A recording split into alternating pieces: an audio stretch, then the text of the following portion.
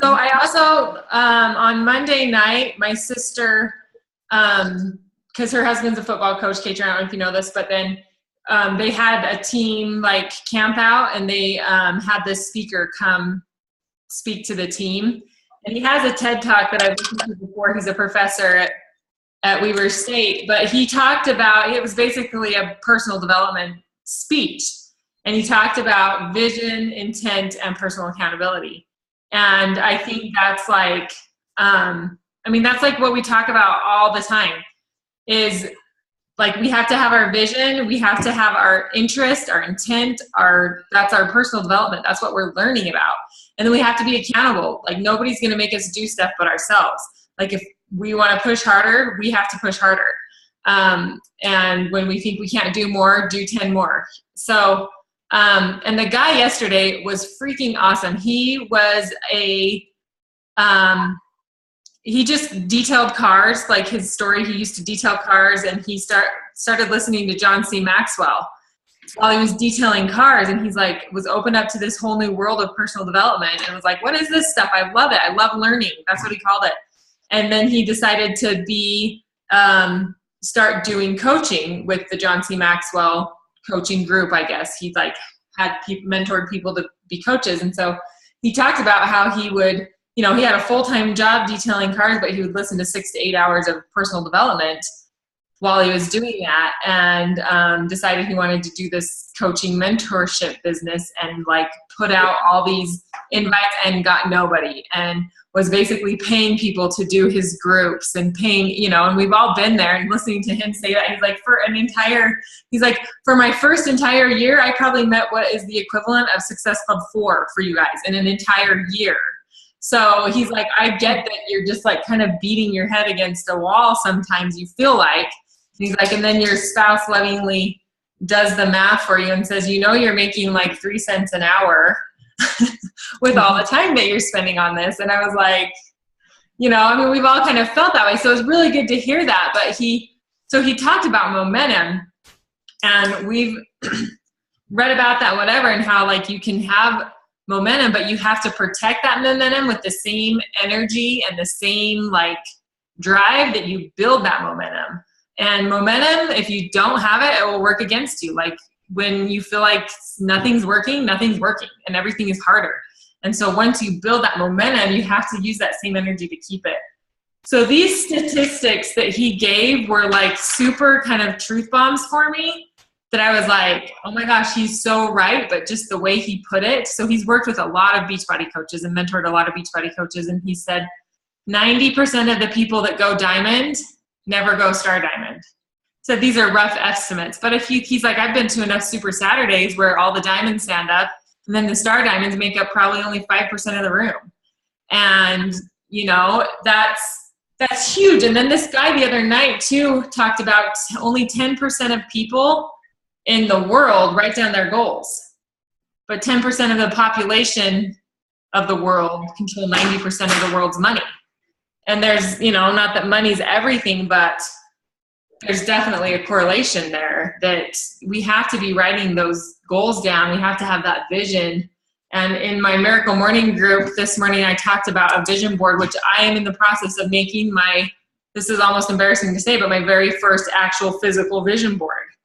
And, we've heard about that, and we've heard about those things, but it's just another part of my goals that I want to have, and have that visual thing to look towards is, these are my goals and these are going to happen. So he just said that when a lot of people, he's like, why do you think a lot of people make it to diamond but don't make it any further past that? And it's because they know what it took to get to diamond, and they're not willing to maintain that. And he said that John C. Maxwell has always said, like, your goals should not be like, you shouldn't think of them as how long will it take me to reach my goals. It's more, how far can I go? Like, and our goals should be, the point of a goal is not to reach it and be done, but to stretch ourselves beyond our current ability. And I really liked that he said that, because that's exactly why we reach goals, It's not to, reach this goal and be done and sit back and take a rest, you know what I mean? Like, and just, you know, sit back. And you think of even athletes too, or marathon runners, like you run the marathon, do they usually stop running ever? Or do they stop, you know, doing those things? And it's no, you just stretch yourself that much further, and then you see how much further you can stretch yourself. So I really liked that. And he kind of broke it down to, you know, you need to do these two things that he'd said were the most important. And the first one was showing up every day. And if you're not really showing up every day, he put this other truth bomb out. He's like, not a lot of you are going to like me, but you know, I see a lot of you post about, you know, make your workout a priority. Like, if you don't have time, make time. Anybody can make time to make it happen. You know, we post about that a lot as Beachbody coaches. Like, we make that a priority. And he said that I talked to a lot of coaches on the business end, and they say things like, well, I don't really have time to make this business work. I don't have time to talk to a lot of people. And we're making those same excuses that we're telling people not to when it comes to getting a workout in. And he said, I would guarantee 80% of Beachbody coaches aren't talking to enough people. He's like, I know you guys love being proof of the product and, you know, posting. He's like, that's important. You got to put yourself out there and show what you're doing. But I almost think we need to spend more time having those conversations and less time posting. And I think that was a huge aha for me to hear that too. It's like, okay, you know, if I took one of my posts out a day and spent that 20 minutes that it took me to sometimes think of a post and put it together and put it out there and just talk to more people, I think that would be more beneficial in the long run. And then he also said that we need to be doing the right things. And that's what goes into that, is doing the right things and not worrying about, he kind of made fun of, he's like, I make fun of the girls because they're like, oh, is the lighter purple better? Or maybe the darker purple will look better. And, you know, we overanalyze a lot and we want it to look perfect. But, I mean, the point is people are going to feel like our passion and our drive, what we're doing, we just need to talk to more people. And it's not going to matter if our picture is the cutest picture on social media. So the other thing he said that I really liked is he's like, we say we care about our family and we want to spend time with our kids. And he said, but you're not making that time to do a power hour? He's like, well, do you love your, like, you would run through a burning building for your kids. I think we all say we would do that. We'd run and get them from a burning building. We would do anything for our kids.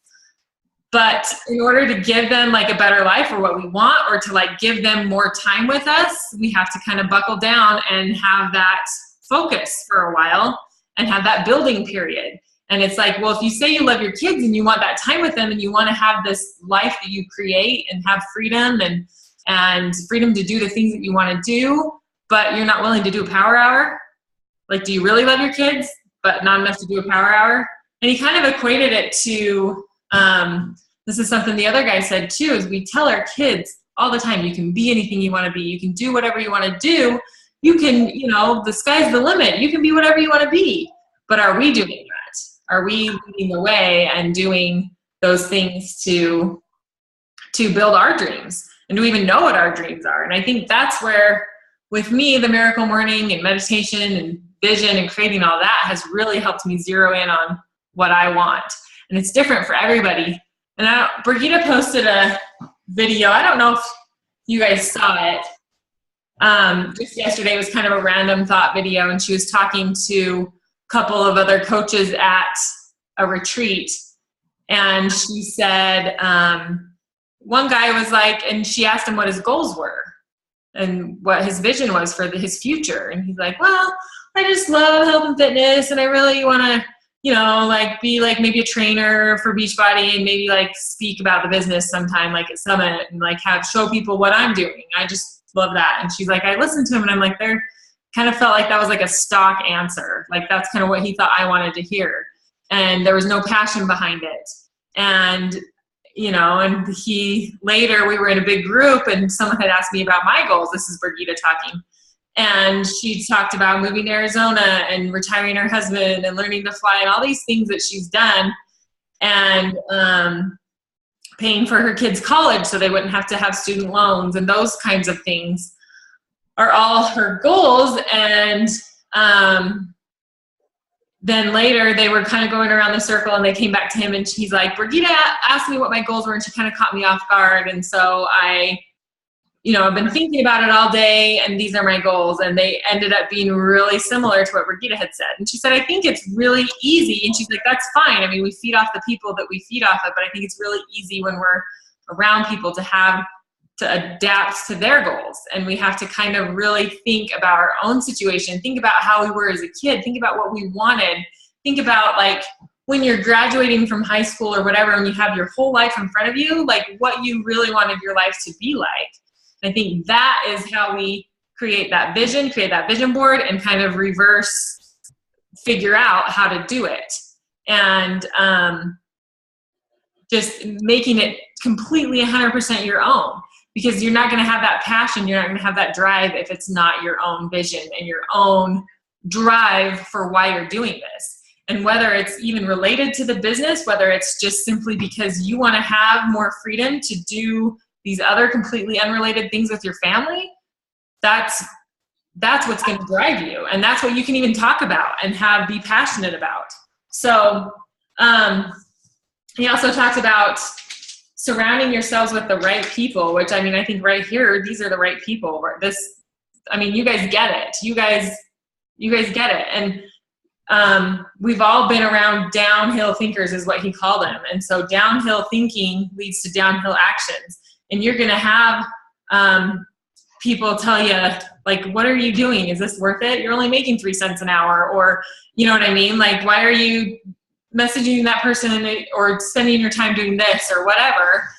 And that leads to downhill thinking. But if we have uphill thinkers surrounding us, then we will have uphill actions. And that's where we'll get the momentum. The other thing that,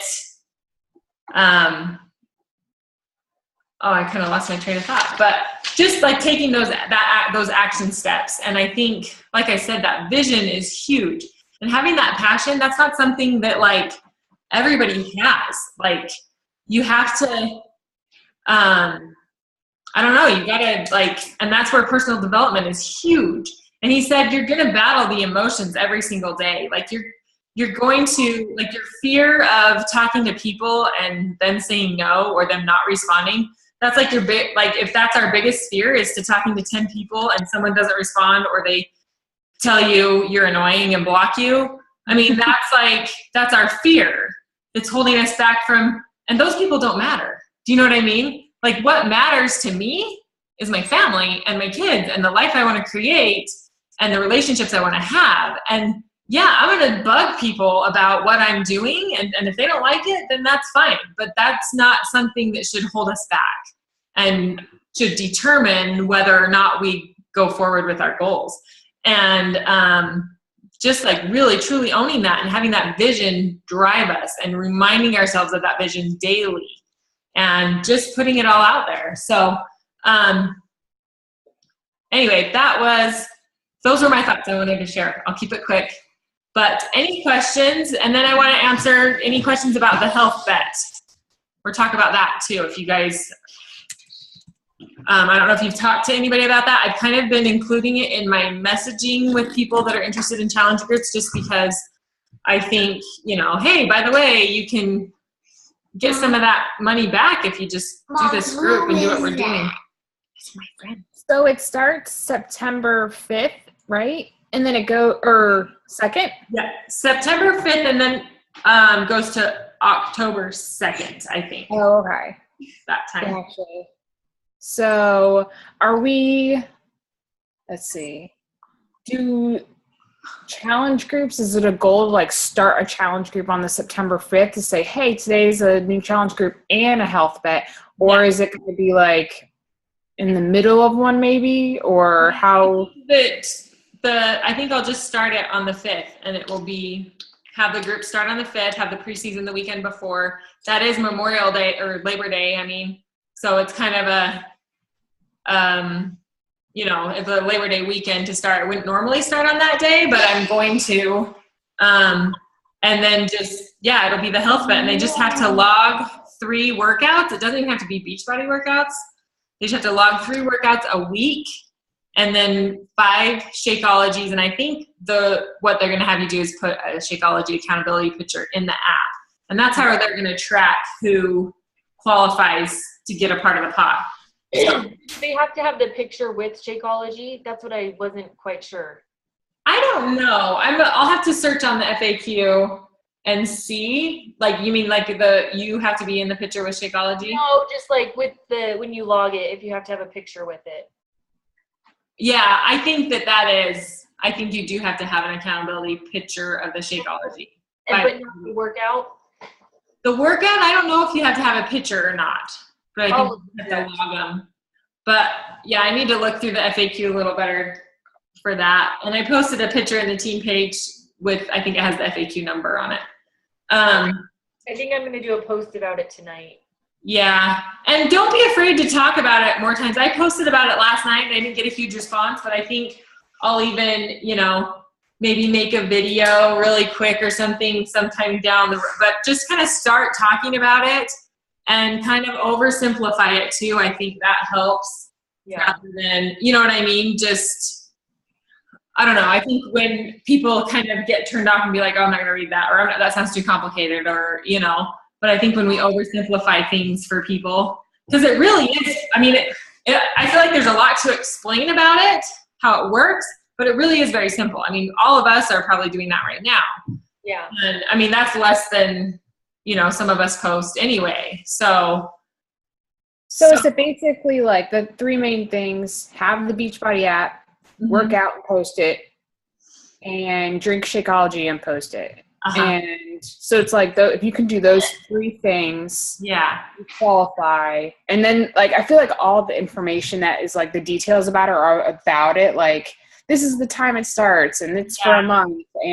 But if you can do these 3 things like that, I think, because I'm trying to think of like a post now to make it easy rather than someone like keep scrolling like, oh, that's a lot of information, or that's too much for me to handle right now. I don't even know what Beachbody is, like stuff like that. Yeah. So, I mean, you could even say something like, hey, there's this new app I've been using and there's a promotion going on this month, or whatever, however you want to say it, that you do these, you use this app and log this Shakeology that I've been drinking and 3 workouts a week, and you can get some, you know what I mean? Like, you could get up to $100 back after the month. So, and it could pay for part of your Shakeology or whatever, however you want to say it, just to pique people's interest.